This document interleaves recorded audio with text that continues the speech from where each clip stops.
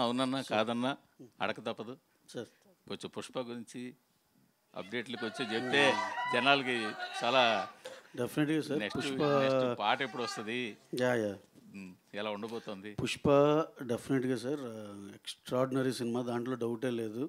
ఎందుకంటే ఇప్పుడు December 6th, first of all December 6th అయితే అట్ ఎనీ కాస్ట్ వచ్చేస్తుంది, దాంట్లో డౌట్ లేదు.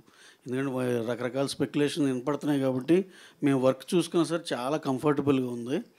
నెక్స్ట్ వచ్చి ఇప్పుడు September 2nd కల్లా మాకు ఫస్ట్ హాఫ్ ఎడిటింగ్ వర్షన్ ఇచ్చేస్తున్నారు. ఈ లోపల పోస్ట్ ప్రొడక్షన్ పనులన్నీ జరుగుతూ ఉంటాయి సార్. October 6th ఎప్పుడు సెకండ్ హాఫ్ ఇచ్చేస్తాం. కంఫర్టబుల్గా November 20th కాపీ ఇచ్చేసి ఆల్ ఓవర్ ద వరల్డ్ పంపించేయాలనేదే plan sir. By the time 25th ఎప్పుడు సెన్సార్ కూడా చేపించేస్తాం. వినాయక చవితికి ఏమైనా ఇస్తున్నారా?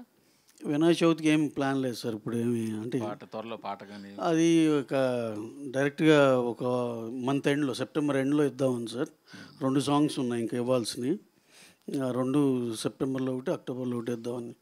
ఒక రోజు ముందుగా అలాంటిది కూడా ఉంది, ఈవినింగ్ ప్రీమియర్ లీవ్ వేస్తారని. డెఫినెట్గా ఉంటుంది సార్.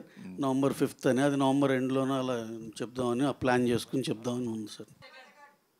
September 2nd ఎలా ఉస్తాద్ భగత్ సింగ్ మొన్న హీరో గారిని కలిసాము, అంతా అన్నీ చక్కగా హ్యాపీగా జరిగింది.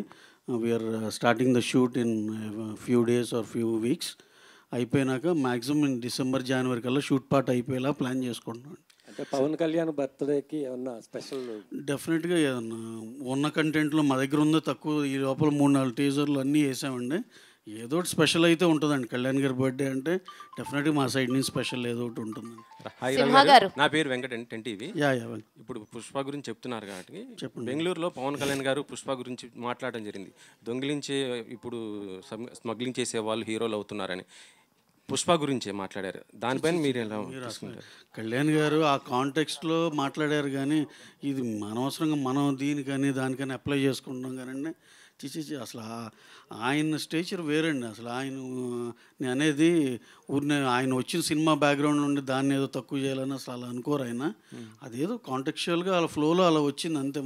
మనం దానికి మనం ఏం చేస్తాం, దానికి అంటించుకుని ఇది ఆయన ఇలా అన్నారేమో అనుకుంటున్నాం, కానీ అసలు అలా ఇదే కాదండి. ఇప్పుడు జనసేన వాళ్ళు కొద్దిగా టార్గెట్ పెట్టారు కదా మొన్న, అల్లు అర్జున్ కాంప్లికేటెడ్ అంటే ఇప్పుడు ఈ ప్రాబ్లమ్ సాల్వ్ చేసుకోవాల్సిన అవసరం ఉంది కదా సార్. బొలిశెట్టి ఆయన మాట్లాడటం, ఇంకొక ఆయన కూడా మాట్లాడటం, గన్నవరం అతను జనసేన.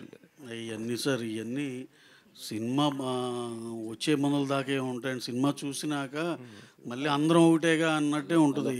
అసలు ఇలాంటివన్నీ చూడలేదండి గతంలో. ఎంతోమందికి ఎన్నో రకాలుగా సినిమా బాగుంటే అన్నీ బాగానే ఉంటాయండి. ఇది ఏదో జస్ట్ టైం బీయింగ్ ఏదో అక్కడ డిఫరెన్స్ ఇక్కడ డిఫరెన్స్ అని చెప్పుకోవటమే, కానీ అలాంటివి ఏం లేదు సార్. ఫ్యామిలీ అంతా ఒకటే. ఓకే.